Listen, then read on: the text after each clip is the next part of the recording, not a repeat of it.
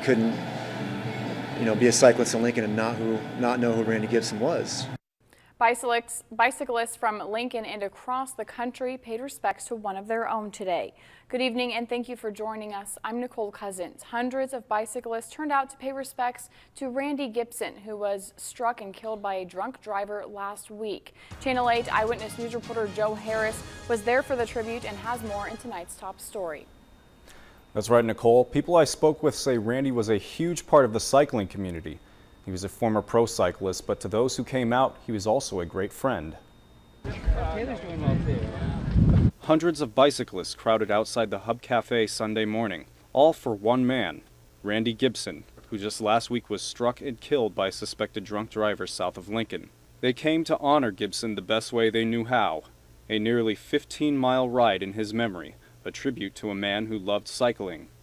Gibson's family says the turnout makes the grieving process better. It's insane. I never thought the support would be as big as it is. People are coming from all over the country, friends that we haven't seen in 20 years, teammates of my dad from his pro days down in Arizona. So this is just the most incredible thing. It makes the grieving process so much better.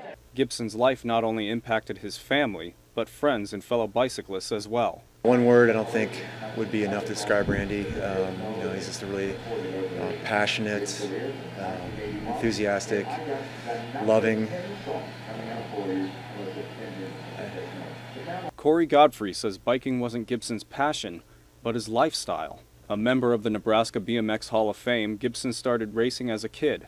Later in life, he competed in national trials. He didn't just ride in competition. He rode everywhere, Even when he used to teach out at Southeast Community College in Milford, he would ride out there, teach, and then ride home. That was even in the middle of winter. Even if there was a day where he couldn't really go on a large ride, he would even go around the block a few times just to say that he rode his bike that day. It would be in snow, sleet, rain, negative 10 degrees. He would always be on his bike. They say Sunday's turnout is a testament to Gibson's character. He was always someone that everyone could count on, and so he supported everyone, showed up to any event that there would be. So I feel like everyone's just paying back to everything he's done throughout their lives. The group later held a memorial to Gibson at Jane Snyder Trail Center when everyone returned from the ride. It's great to see all those people come together for one person. Thank you, Joe, for bringing